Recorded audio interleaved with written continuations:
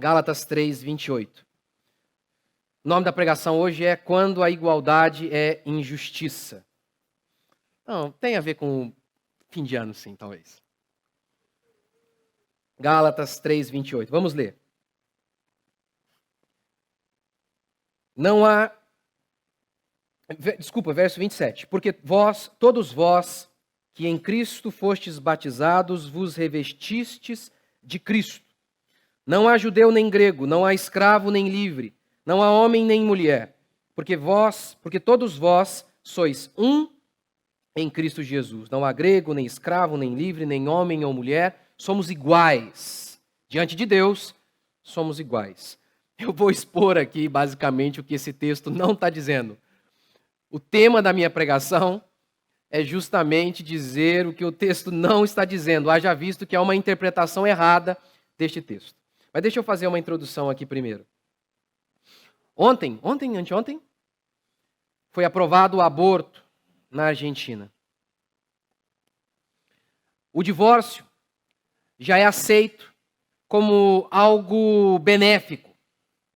O homossexualismo também. E o aborto é um dos piores sinais da degradação humana.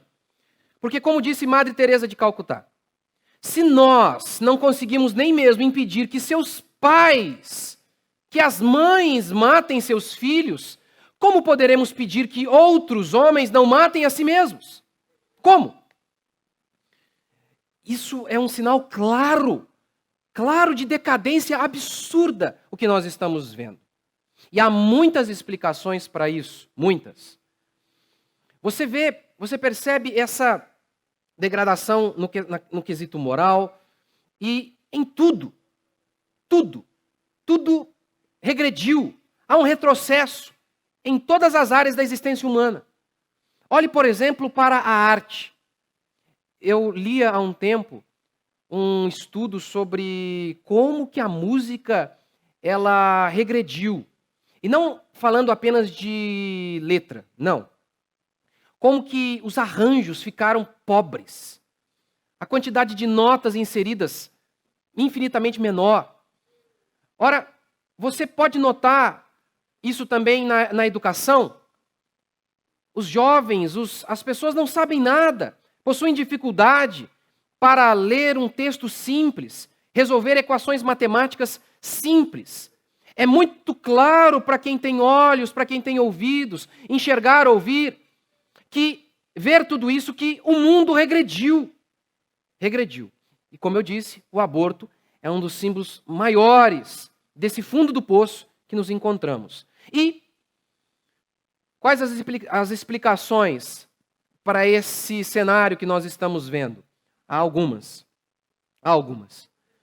Mas com certeza, uma das explicações para que a gente entenda por quê os homens estão tão ruins, tão baixos, tão pequenos, tem a ver com uma noção totalmente errada sobre igualdade. Igualdade. Hoje, há uma eliminação da ideia de que devemos elevar os homens grandes. Não somos iguais. Há homens grandes e há homens medíocres. Há homens nobres, de caráter, e há plebeus, homens insignificantes. Não somos iguais. Podemos ser iguais em valor diante de nosso Deus, mas as pessoas são diferentes. Mas isso explica e muito, porque os homens são tão pequenos hoje. Nós conseguimos igualar e tornar todo mundo anão. Primeiro, então, eu não quero que você pense que, ao falar disso aqui, eu estou falando de um conceito filosófico, abstrato e longe, distante de sua realidade. Não, eu vou elaborar alguns conceitos aqui, mas calma aí que você vai ver uma aplicação muito prática e direta na sua vida. O que é igualdade? Igualdade é o direito de ser julgado pelos seus atos. Isso é igualdade. Não pela cor da pele ou por sua classe social, mas com base naquilo que você fez. Foi isso que Martin Luther King disse. Eu tenho um sonho de que meus 4 filhos viverão um dia em uma nação onde não serão julgados pela cor da pele, mas pelo teor do caráter. Isso é justiça. Em grande parte da história humana, a regra sempre foi a aristocracia, a monarquia, onde havia uma classe nobre e o povo. Mas, infelizmente, como tudo decai, como o homem é mau, muitas e muitas vezes a nobreza, que é uma coisa boa, onde os líderes, os mais capazes estavam ali, isso vai regredindo, e ao invés de esses homens existirem e estarem numa posição porque eles são mais capazes, mais habilidosos, quando o pecado entra, eles estão ali justamente porque têm um nome, e não porque são capazes, não porque são hábeis. E vai se distorcendo essa ideia de nobreza, de uma elite.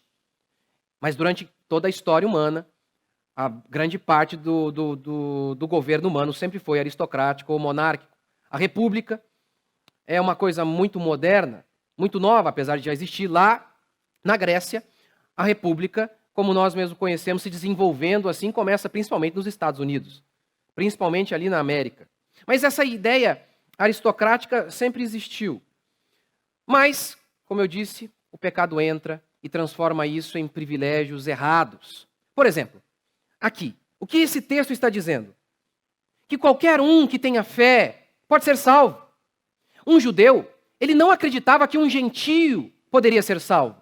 Mas Paulo está desenvolvendo o seu argumento aqui em Gálatas e em Romanos e em todo o Novo Testamento, de que onde houver fé, ali pode existir salvação. Não interessa se é homem, se é mulher, se é grego ou se é livre. Se houver fé, qualquer um pode ser salvo. Deus não faz acepção de pessoas. Esse é o tema aqui. O racista, ele acredita que a cor determina se a pessoa pode estar em certas posições ou não. Isso é um absurdo. Isso não é igualdade. Isso é privilégio, isso é desigualdade. Por outro lado, a gente lembra, por exemplo, da Revolução Puritana. O parlamento britânico estava em guerra com a coroa. E aí, o grupo do parlamento estava perdendo. E então, Oliver Cromwell, ele chega e ele decide tomar algumas atitudes que vão revertendo a guerra. Uma delas é que no exército, apenas pessoas nobres com títulos costumavam ter os cargos de oficiais. E ele mudou isso. Não. Quem for bom terá o cargo de oficial. E esse foi um dos elementos mais importantes para que ele mudasse a guerra. Estaria nos altos cargos aquele que tivesse mérito. E então o exército dele venceu a batalha. Então é disso que a gente está falando quando a gente fala de igualdade. Esse é o conceito correto. Não por conta da cor da pele, classe social, sangue, mas se for bom, se tem mérito, então que se o coloque ali no grupo da elite, dos nobres. Em muitas e muitas culturas, não houve igualdade, como também não há em nosso país, que é republicano, que se fala de democracia, onde todos são iguais. Não há. Sempre houve 2 padrões para julgar os nobres e o povo.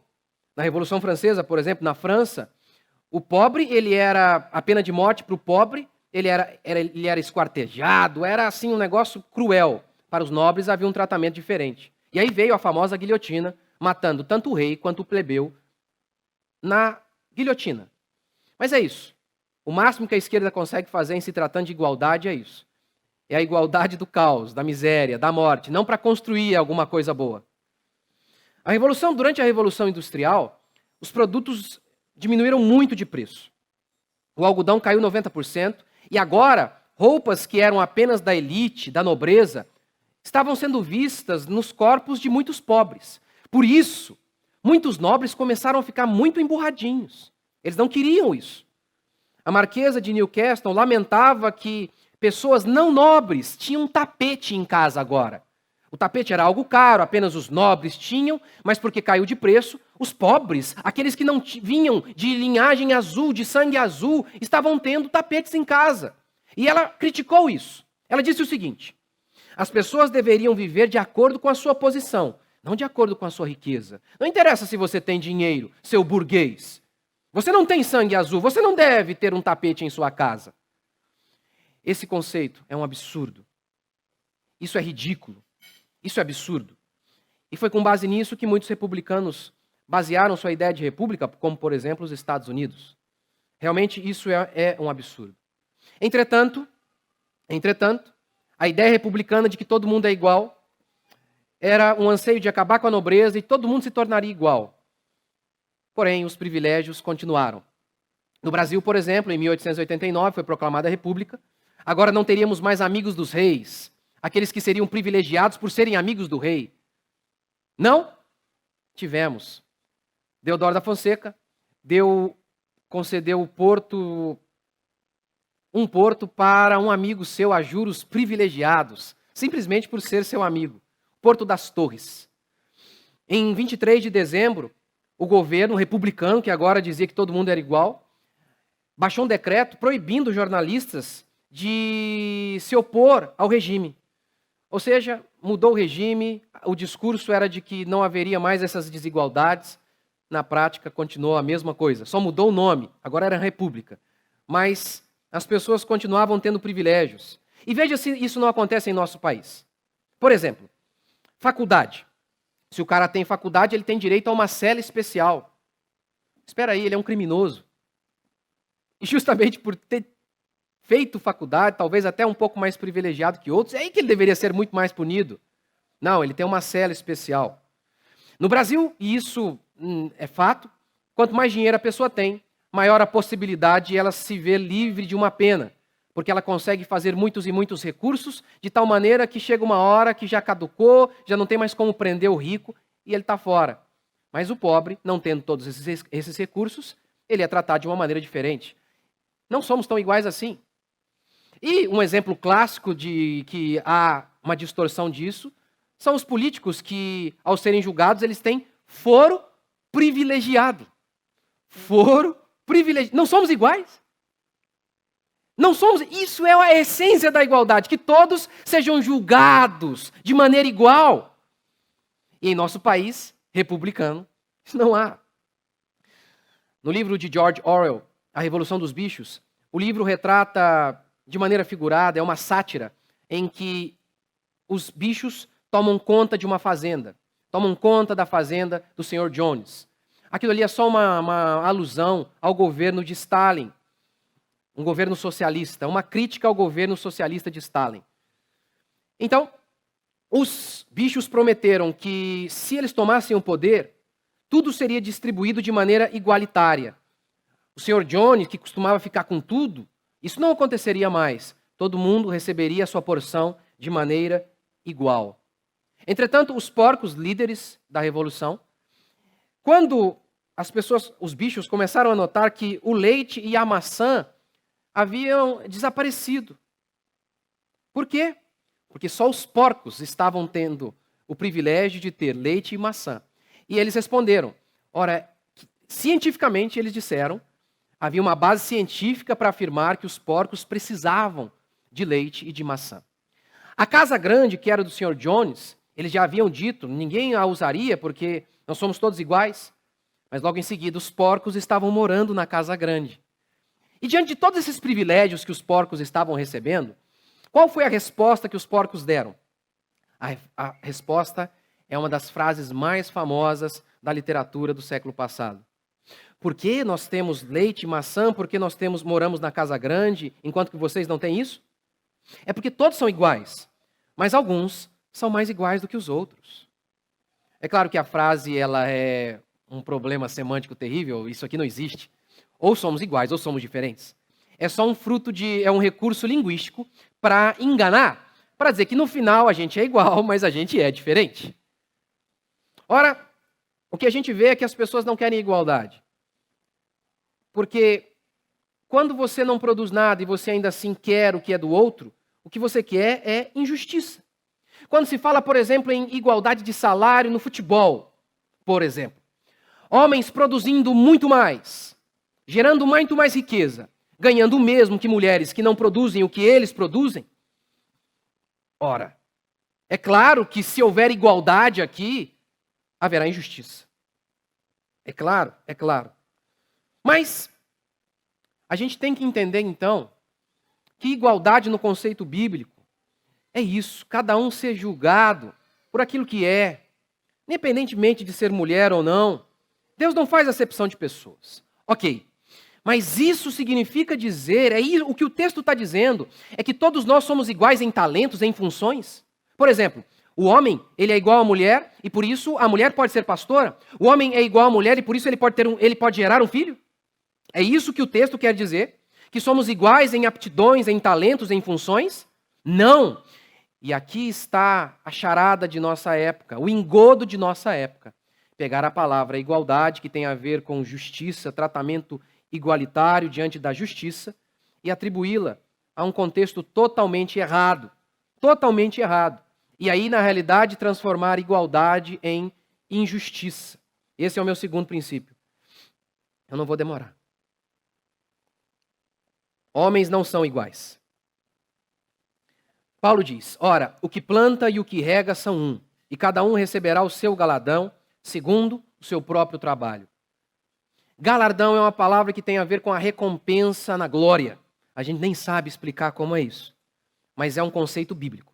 Lá na glória, alguns receberão mais galardão do que outros. Não me pergunte o que é isso, não sei explicar. Só sei que está aqui. A Bíblia fala que os homens são diferentes. Jesus disse, aquele que quiser ser grande, seja o menor. Então há homens grandes e há homens pequenos.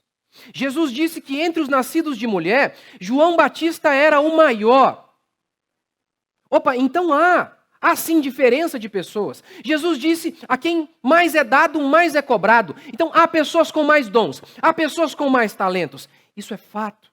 Mas a eliminação dessa consciência de que há homens grandes, de que há homens nobres, tem a ver com a nossa desgraça atual. Explica muito a miséria e o nível tão baixo da nossa geração.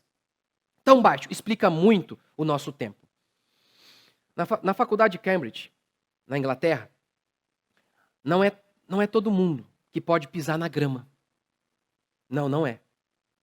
Apenas alunos, apenas professores, apenas pessoas especiais, que fizeram por merecer, que tiveram conquistas.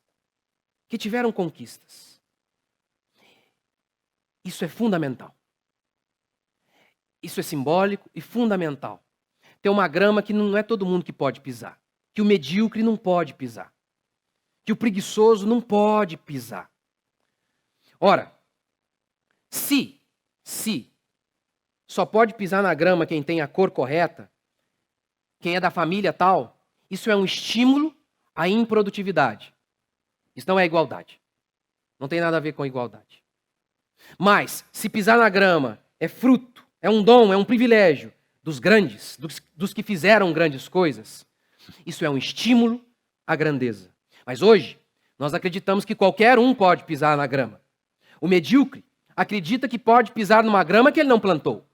O covarde acredita que ele pode se sentar à mesa junto a heróis, mesmo se ele sendo alguém medíocre, sem nunca ter conquistado nada. Ele acha que pode sentar junto aos gigantes. O idiota, o tolo, foi convencido de que ele é igual ao sábio. Foi convencido. Falei muito tempo? Posso aplicar de maneira extremamente prática. A nossa geração é tola, imbecil e acredita que pode sempre começar do zero. Ela não consegue olhar para trás e ver no pai alguém maior. O adolescente, ele não consegue ver isso. Que o pai dele é maior do que ele não pode pisar na grama que o pai dele pisa. Não ainda. Que ele tem que olhar o seu pai, ver o que o seu pai fez e nunca falar com ele de igual para igual. E aí, então, há uma chance desse menino ser grande um dia e, quem sabe, pisar na grama. Aí, então. Nas igrejas, as pessoas confundem totalmente a ideia protestante de que todos somos sacerdotes, de que só a Escritura, somente a Escritura é a nossa regra de fé. Eles distorcem isso se misturando com um conceito meio errado de democracia, de que não precisam mais de pastores, de que não precisam mais de ninguém, de que sozinhos, fechados em si mesmos, eles podem ter tudo. E é daí então que você tem o surgimento de desigrejados. São tolos que leram meio livro, mas acreditam que não precisam de grandes homens. Eles que trabalham o dia inteiro, mesmo que fossem gênios, trabalham o dia inteiro, não têm tempo para estudar. Pelo menos não da maneira correta para se obter o conhecimento. Não é possível, ainda que a pessoa seja um gênio muito inteligente. Demanda tempo o estudo. Demanda tempo. Mas não. Eles têm opinião formada sobre tudo. Tudo. Sem ter lido nada. Nada. Absolutamente nada. Nada. Sentam, pisam e rolam na grama. E desprezam os grandes que plantaram aquela grama, que fizeram grandes coisas. Grandes coisas. E por isso, estão fadados a uma vida baixa e pequena. Miserável, tacanha, tacanha. Terceiro, pelo direito aos privilégios.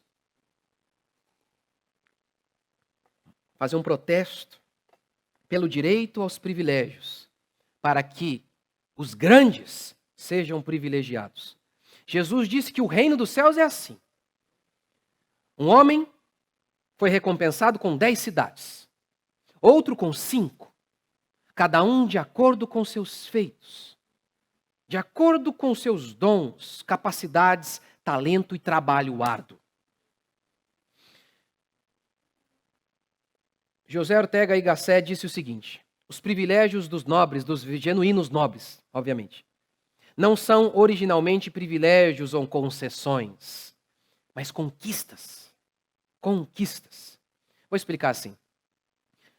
Uma vez, um clube de futebol, eles foram viajar e o craque do time, ele tinha um quarto maior. E aí então, um Romero da vida lá, um grosso, um Birubiru, um Rony do Palmeiras, aquele horrível.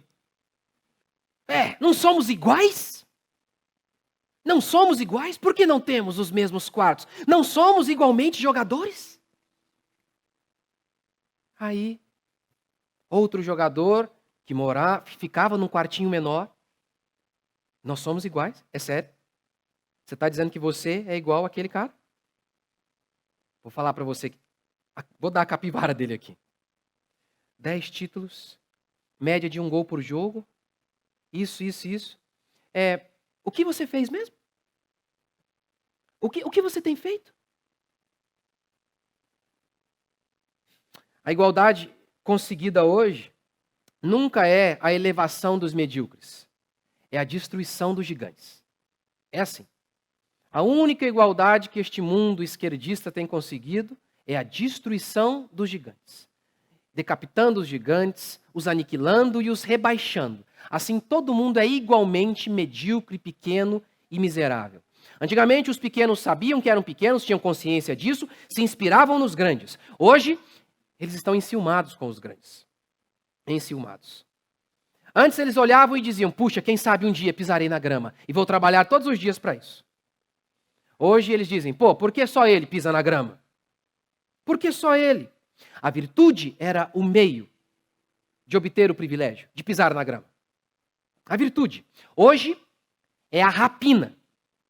É por meio da rapina, do roubo, da inveja, da conspiração, diminuir os outros. É assim que a gente vai alcançando lugares hoje. Por exemplo, o empresário honesto que se dá bem e conquista grandes coisas. Como o pequeno o via? Como uma inspiração. Olhava e dizia: quem sabe um dia serei assim. O que você fez? Como você começou? Como você chegou onde você chegou? Mas hoje não é assim. Hoje, como as pessoas fazem? Quem é ele? Também recebeu isso, aquilo outro. Vou matar serviço, vou fazer greve, vou roubar a ferramenta. Assim eu vou chegar onde ele chegou. A igualdade propagada hoje criou uma geração de anões. Todos são igualmente medíocres. Portanto, quarto e último princípio: que os grandes existam. e sejam preservados pela desigualdade. Que aqueles que merecem honra a recebam. Que não tratemos preguiçosos e medíocres da mesma maneira que corajosos e virtuosos. Davi foi para a guerra, mas quase morreu. Já era um pouco velho. Porém, Abissai, filho de Zeruia, socorreu, feriu o filisteu e o matou. Então os homens de Davi lhe juraram, dizendo: nunca mais sairás conosco à peleja, para que não apagues a lâmpada de Israel. Você imagina um crente falando um negócio desse hoje? Você consegue imaginar um crente falando isso sobre um grande homem de Deus, sobre um servo do Senhor, sobre uma pessoa na comunidade que é uma bênção, que tem sido instrumento de Deus para guiar pessoas? Você consegue? Não, não existe isso. Não existe. Não existe porque os medíocres estão enciumados hoje. Enciumados. Eles preferem dizer: não, somos todos iguais. Que mané Davi é a lâmpada de Israel? Todo mundo vai para a batalha e por que Davi não vai? Não vai porque ele é a lâmpada de Israel, disse esse homem de Deus. Não, tem todo mundo ir para a batalha. Somos iguais. Você sabe que a Bíblia não ordena que você pense isso sobre você? Porque Filipenses declara assim: seja humilde, considerando que o outro é superior a você. Considere o outro superior a você. Uma notinha de rodapé do livro de Edmund Burke, que era totalmente aristocrático, contrário à Revolução Francesa, democrática. A sabedoria do erudito surge no tempo que tem livre. Como pode adquirir sabedoria aquele que maneja o arado, que glorifica o aguilhão, que conduz os bois e participa de seus labores, e cuja conversa só trata de novilhos? Como é possível? Não é uma questão de ser inteligente ou não. É necessário tempo. E ele não tem tempo para isso. Então, Burke estava dizendo, é necessário, então, que haja uma aristocracia, que haja líderes que estudem sobre política e eles dirijam o povo. Mas veja bem, olha o nosso conceito. Um brasileiro que, coitado, trabalha o dia inteiro, o cara é trabalhador, é virtuoso, ele é virtuoso, é um valente, é um herói. Levanta cedo, volta 8 horas da noite para casa. É um leão, vai cuidar dos seus filhos ainda. Mas não tem tempo. E aí a gente coloca todas as pessoas para votar. Aí a gente não entende por que vota Lula e depois Lula de novo, e Dilma de novo. Mas é claro, pessoas que possuem dificuldade de interpretar noções básicas da realidade são chamadas a decidir sobre política econômica, sobre inflação, nem sabe o que é. E muitos porque nem tem tempo mesmo para estudar sobre tudo isso. É um verdadeiro absurdo. É um verdadeiro absurdo. Por isso, faltou um texto ali. Por isso, José Ortega y Gasset disse o seguinte: eu nunca disse que a sociedade deve ser aristocrática, ou seja, a monarquia é o governo de um, a aristocracia o governo de alguns, a democracia, o pior, diria Aristóteles, é o governo de todo mundo. Um absurdo. Sempre é. A aristocracia, ele diz, o governo de alguns. Eu nunca disse que a sociedade deve ser aristocrática. É muito mais do que isso. É sociedade na medida em que é aristocrática. E deixa de sê-lo na medida em que se desaristocratize. O maior exemplo disso é a Revolução Francesa. Virou um caos. Todo mundo governava, não era? Virou um caos e foi solucionado, sabe como? Com um ditador. Napoleão Bonaparte. É isso. É isso. É necessário líderes sábios, prudentes, valorosos, corajosos para nos ajudar e nos guiar. Quando aniquilamos os grandes, os pequenos sofrem. É toda uma geração sempre começando do zero. Sempre.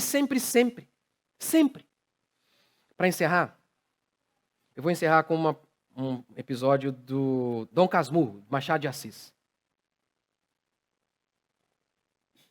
Bentinho, ele é apaixonado por Capitu. Mas é interessante, ele começa a ter noção de quem ele é a partir dos outros, sempre. Ele gosta de Capitu, mas ele não sabe ainda. E desde pequenininho eles foram criados juntos. Ele está ali o tempo inteiro com o Capitu, mas ele sabe o que já está ali dentro dele. Ele apenas sabe o que já está dentro dele, que ele gosta de Capitu, no dia que José Dias informa-o acerca disso. o informa acerca disso. Ó, o Bentinho fica de enroscadinho com Capitu, isso aí eu não sei não. E aí ele teve consciência, rapaz, eu gosto dela, eu não sabia. Outro dia, ele dá um beijo em Capitu, tasca-lhe um beijo. E aí ele diz assim, sou homem. 3 vezes ele diz. E aí, nesse capítulo, ele vai descrevendo a sua descoberta de quem ele é. Ele descobriu quem ele era. E ele chega até a dizer assim, a alegria que eu senti ao descobrir quem eu sou, que eu sou um homem, foi tão grande que eu acho que foi maior do que a alegria de Colombo quando descobriu a América. E aí ele diz, porque um adolescente é isso, é um mundo totalmente a ser descoberto. É um mundo encoberto, essa é a expressão que ele usa. Um adolescente é um mundo encoberto. Ele está correto, Machado de Assis está correto. Não só o adolescente, nós somos um mundo encoberto. Precisamos nos conhecer. Mas como nos conhecemos? Como o Bentinho se conhece? Quando José Dias lhe diz, então ele se conhece. Ele sabe que ele é homem só o dia que ele tem o conhecimento de uma mulher. É sempre assim. Mas os idiotas estão fechados em si mesmos. E por isso, jamais conseguem saber quem são e enxergar o mundo que está ao seu redor. O aforismo de Sócrates, conhece a ti mesmo, só pode ser cumprido quando você sai de si mesmo. Baixa um pouquinho a bola e ouve seus pais, ouve seus líderes, ouve aqueles que estão fora de você. Fora de você. Afinal de contas, esse coração aqui é extremamente enganoso. E ele está disposto a mudar a realidade que me cerca de tal maneira para que eu me sinta bem. Ninguém é mais puxa-saco de mim do que eu mesmo. Ninguém me ama mais do que eu mesmo. Então, é claro que não pode existir sabedoria se eu quiser me conhecer olhando para mim mesmo, como os gurus de hoje dizem. Nós precisamos dos outros. Precisamos das pessoas que nos cercam. Do contrário, você vai ser como um esquilo, você vai ser como uma tartaruga, preso em si mesmo, dentro de seu casco minúsculo. O seu mundo será do tamanho de uma noz. Você não vai enxergar nada. Precisamos de grandes homens. Nós nos enxergamos quando olhamos para o espelho e vemos outras pessoas. Nós vemos melhor a nós quando olhamos para os outros, quando ouvimos os outros, quando reconhecemos o nosso tamanho e nos inspiramos naqueles que são maiores do que nós. É por isso que o nosso mundo é tão medíocre e pequeno. Medíocre. Medíocre. Claro, eu quero encher você de esperança. Sim. Mas eu não acredito que esse é o meu maior objetivo. Meu maior trabalho é ajudar você a melhorar como homem. Que cada um seja moldado na imagem de Cristo. Não é isso? Esse não é o objetivo do Evangelho? Que cada um seja moldado à imagem e semelhança de Cristo a cada dia mais e mais? Elevar você. Tirar você do nível medíocre e pequeno e elevar você. Meu pai conta que na roça, eles levantavam com 8, 7 anos, às 7 da manhã. Trabalhavam até às 6, 7 horas da noite. Chegavam em casa, tinham que orar lá o terço, 30 minutos. E muitas vezes ainda tinham que cuidar dos animais. Mas a nossa geração é tão pequena. E eu estava até falando com isso, meu pai estava ouvindo, a minha pregação, e ele falou, não, mas isso era até demais, Das 7 às 7, poxa. Eu concordei, eu falei, muito. Das 7 às 6. Acho que para ficar bom. Das 7 às 6. Como que as pessoas estão sempre cansadas? Como que as pessoas são invejosas? Apenas diminuem os feitos dos outros. São implacáveis com os feitos, com os mínimos erros. Mínimos. Ao invés de se inspirar nos grandes, elas estão o tempo inteiro tentando achar as falhas deles. E por isso serão eternamente pequenas e medíocres. Que nós não sejamos assim. Para mim, a esperança de um ano melhor está aqui. Trabalho. Trabalho duro. Parar de invejar os outros, de diminuir os feitos dos outros, de tentar achar que a gente cresce no instante em que a gente abaixa, diminui os outros. Que nós não sejamos assim. Que nós não sejamos assim. Que nós venhamos a nos inspirar naqueles que têm pisado na grama. Que eles sejam inspiração para nós. E aí então, a esperança de um 2021 melhor. Viu? Viu? Viu? Terminei falando de ano novo.